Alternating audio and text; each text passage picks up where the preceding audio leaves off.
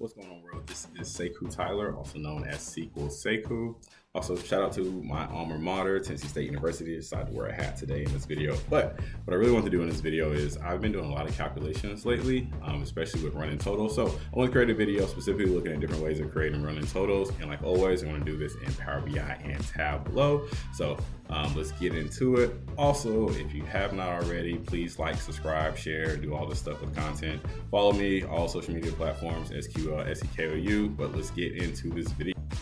All right, so now in Tableau, we'll see that I have created 3 calculations. The first calculation being my total sales, where I just am doing a sum of sales. So it's just a general sum of sales here, and I'm just showing the values that are broken out by month. So we see January, February, March, et cetera, et cetera. We see what our sales are for that month. Now, what I want to do is I want to do a rolling total, and I want to be able to see what my total sales are for the year. So if I'm looking at January 2018, what are my sales through December 2018 and beyond? So I created a calculation, and we're going to call this one running sum of sales, where I'm using the function running sum, and I'm doing sum of sales. And you'll see here results are computed along table across.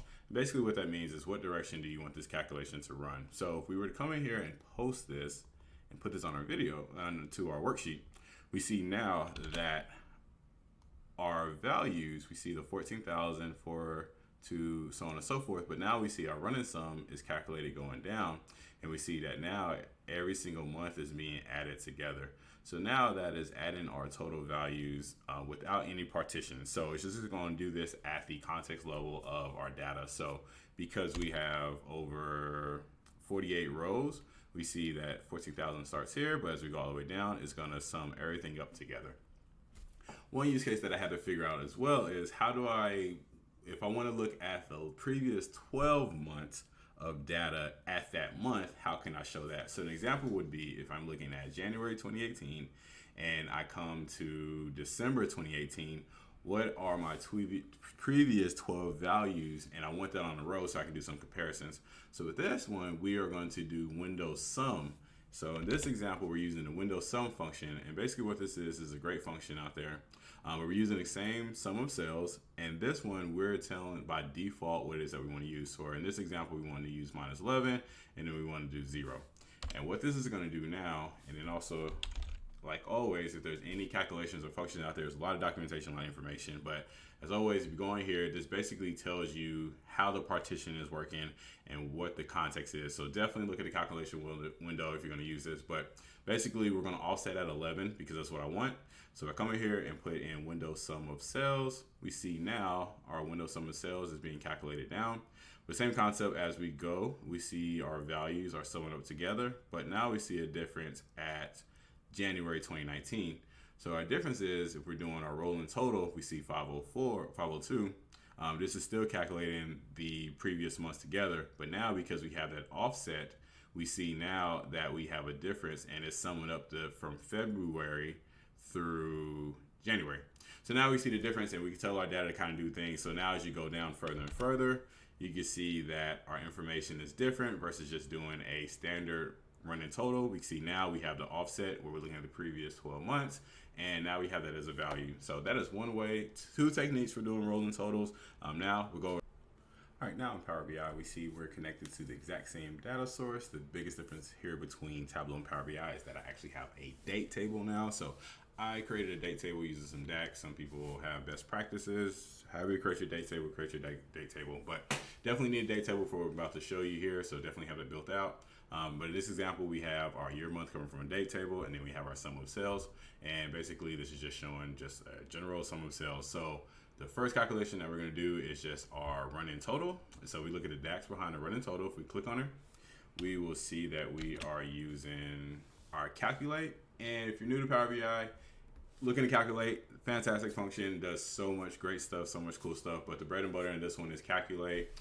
We have our measure that we're using, and then the bread and butter for the year to date is this filter all. We're using a calendar date, and we're saying it's less than or equal to the max date in our calendar date. So that is now giving us our running total. So this should look like what we had in Tableau. And if we scroll down, we see we're doing just a complete running total. And then the next one that we need to show is same example of what if we want to just look at the previous 12 months and have that on the same row. So we come in here, we click on previous 12 months, and if we look at the DAX that created that, if we come in here, we see that we are using the same calculate, and we are now using dates in period now.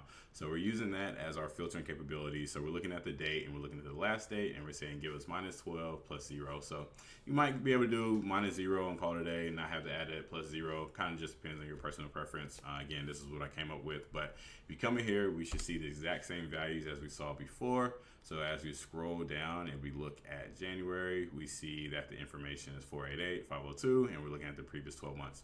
So one additional one that's really cool in Power BI that I just haven't figured out in Tableau is the function of looking at the partition of just the year-to-date totals, where it starts at the January and it ends at December. So one cool calculation that we have is just our year-to-date, and this is another DAX calculation that is really great. So we come to our year-to-date total, we come in here and we look at our measure. And again, our favorite thing is calculate.